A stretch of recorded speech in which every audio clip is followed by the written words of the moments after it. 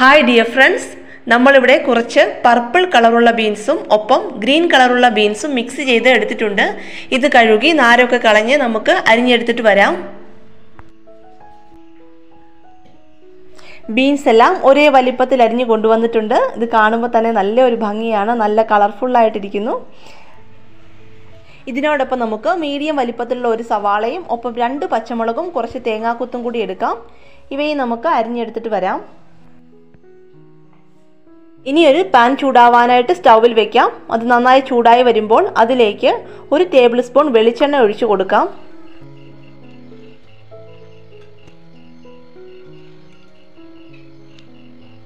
എണ്ണ ചൂടായി വരുമ്പോൾ 1/2 ടീസ്പൂൺ കടുക് ഇട്ട് കൊടുക്കാം. കടുകെല്ലാം നന്നായി പൊട്ടി വരുന്നത് വരെ വെയിറ്റ് ചെയ്യാം. ഇനി നമുക്ക് സ്റ്റൗ ലോ ഫ്ലെയിമിലേക്ക് വെക്കാം.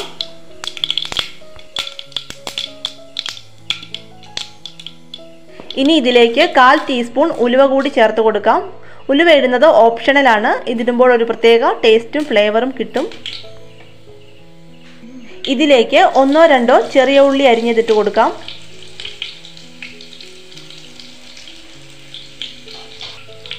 ഉള്ളി ഗോൾഡൻ നിറമാകാൻ തുടങ്ങുമ്പോൾ 1-2 വറ്റൽമുളക് മുറിച്ചതും കറിവേപ്പിലയും കൂടി ഇട്ട് കൊടുക്കാം.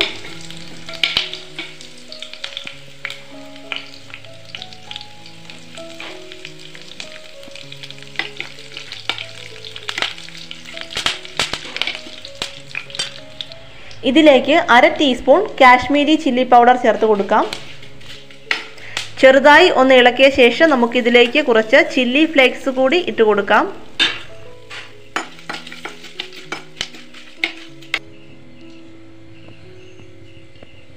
അരിഞ്ഞു വച്ചിരിക്കുന്ന തേങ്ങാക്കൊത്തുകൾ ഇട്ട് കൊടുക്കാം. ഇത് ചെറുതായി ഒന്ന് മൂപ്പിച്ചെടുക്കണം.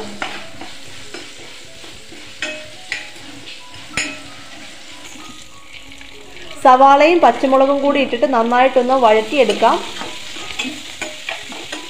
ഈ സമയം ഇതിലേക്ക് 1/2 ടീസ്പൂൺ മഞ്ഞൾപ്പൊടിയും 1/2 ടീസ്പൂൺ ഉപ്പും കൂടി ചേർത്ത് കൊടുത്താൽ പെട്ടെന്ന് തന്നെ നമുക്ക് വഴറ്റിയെടുക്കാവുന്നതാണ്. ഇതിനി മൂടി വെച്ച് വേവിച്ചെടുക്കുന്നത് കൊണ്ട് ഒരുപാട് നേരം വഴറ്റേണ്ടതില്ല. നമുക്കിനി ഇതിലേക്ക് അരിഞ്ഞു വെച്ചിരിക്കുന്ന ബീൻസ് ഇട്ട് കൊടുക്കാം.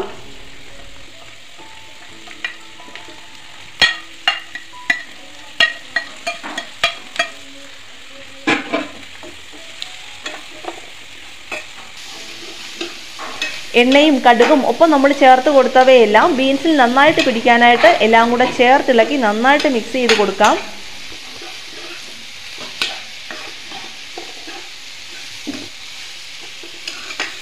മഞ്ഞൾപ്പൊടിയും ഉപ്പും വീണ്ടും ചേർക്കേണ്ടതില്ല, നമ്മൾ ഓൾറെഡി ചേർത്തിട്ടുണ്ട്. ഇനി എല്ലാം കൂടി നന്നായിട്ട് ഇതുപോലെ കൂട്ടി ഇളക്കിയതിന് ശേഷം ഇതുപോലെ ഒരു ചെറിയ കൂന പോലെ കൂട്ടി വെച്ച് കൊടുക്കാം. ഇത് അടിയിൽ പിടിക്കാതിരിക്കാനും ഒപ്പം പെട്ടെന്ന് ആവി കയറി വരാനും ഹെൽപ്പ് ചെയ്യും. മൂടി വെച്ച് നമുക്ക് 10 മിനിറ്റ് നേരം വെന്തെടുക്കാം. ലോ ഫ്ലെയിമിലാണ് വെന്തെടുക്കേണ്ടത്, അത് പ്രത്യേകം ശ്രദ്ധിക്കണം. ഇടയ്ക്കിടയ്ക്ക് ഇത് തുറന്ന് ചെറുതായിട്ടൊന്ന് ഇളക്കി കൊടുത്ത ശേഷം മൂടി വയ്ക്കാം.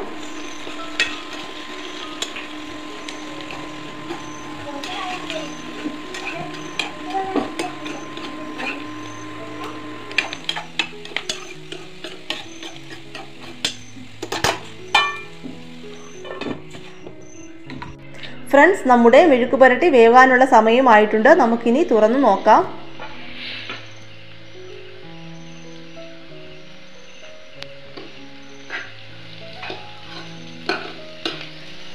ഇപ്പോൾ ബീൻസ് എല്ലാം പാകത്തിന് വെന്ത് വന്നിട്ടുണ്ട്. എല്ലാം കൂടി കൂട്ടി ഇളക്കിയതിന് ശേഷം നമുക്ക് ഉപ്പ് നോക്കാം.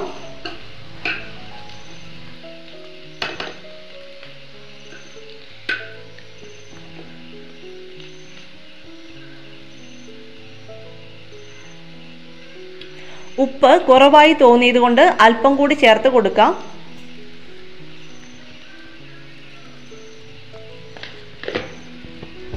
എല്ലായിടത്തും ആവാൻ വേണ്ടി ഇത് നമുക്ക് നന്നായിട്ടൊന്ന് ഇളക്കി കൊടുക്കാം.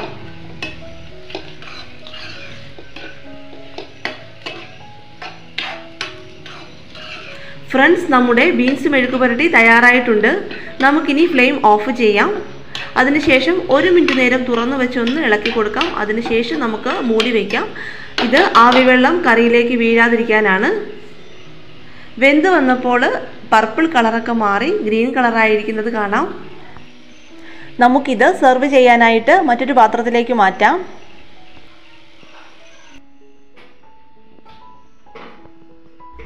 ഫ്രണ്ട്സ്, കുറഞ്ഞ സമയം കൊണ്ട് നമുക്ക് തയ്യാറാക്കി എടുക്കാവുന്ന നല്ല രുചികരമായ ഒരു ബീൻസ് മെഴുക്കുപുരട്ടിയാണിത്. എല്ലാവരും ട്രൈ ചെയ്ത് നോക്കുക. ബീൻസിൽ വൈറ്റമിൻ എ ഉൾപ്പെടെ ധാരാളം വൈറ്റമിൻസും ഡയറ്ററി ഫൈബറും അടങ്ങിയിട്ടുണ്ട്. ഇത് ഡയബറ്റീസിൻ്റെയും ക്യാൻസറിൻ്റെയും റിസ്ക് കുറയ്ക്കാൻ സഹായിക്കുന്നു. ഒപ്പം കണ്ണിൻ്റെ കാഴ്ചശക്തിക്കും ബീൻസ് കഴിക്കുന്നത് ഒത്തിരി നല്ലതാണ്. ഇന്നത്തെ വീഡിയോ എല്ലാവർക്കും ഇഷ്ടമായെന്ന് കരുതുന്നു. യൂസ്ഫുള്ളായ മറ്റൊരു വീഡിയോയിൽ കാണാം. താങ്ക്